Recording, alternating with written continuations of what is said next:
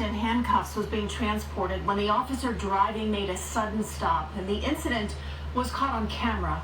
We want to warn you, the video is disturbing but important to this investigation. CBS 2's Jerika Duncan tracking the unfolding events.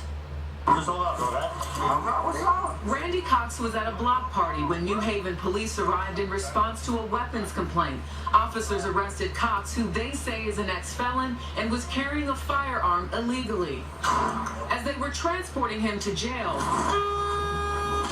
authorities say Officer Oscar Diaz was speeding and came to a sudden stop to avoid an accident. As a result, Cox's head is slammed against the back of the van, which had no seatbelt. I can't hear you. Despite Cox's repeated calls for help, it took the officer almost 4 minutes to check on him.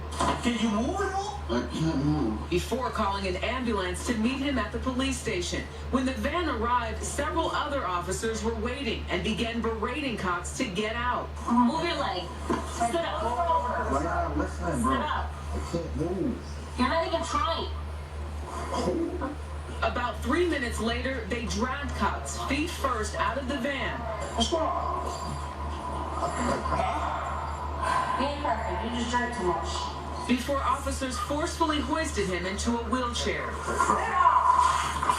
Cox is processed and dragged into a holding cell about 10 minutes after the van arrived at the station.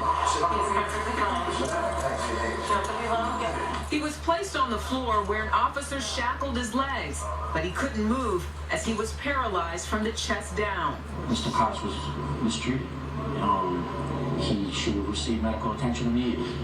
We can't defend anything that was released. Now, the 5 officers involved are on paid leave pending an investigation. This morning, Cox remains hospitalized in intensive care.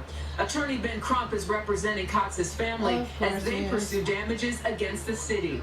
We want criminal accountability for those officers, but we also want to see policy changes. Cox's sister, LaToya Boomer, says she just couldn't finish watching the footage of how officers treated her brother. It made me sick to my stomach. To treat somebody like that, at what point in time do you believe someone that's saying, I think my neck is broke? The mayor's office announced several policy changes following the incident, including installing seatbelts in all police department transport vans and requiring officers to buckle in detainees. Seatbelts were already required in police cruisers. Meanwhile, Crump said the family will seek a civil settlement from the city to cover Cox's medical care and lifelong injuries. Jerika Duncan, CBS News, New York. New at 5 now, the wife of WNBA star Brittany Griner, who's awaiting trial in Russia, is speaking out. Griner was arrested in February at a Moscow airport accused of carrying cannabis oil. She's She's been held in custody since then. The State Department has said she's been wrongfully detained. In a radio interview with the Reverend Al Sharpton, Griner's wife called on the U.S. government to step up its efforts to bring the 2-time Olympic gold medalist home.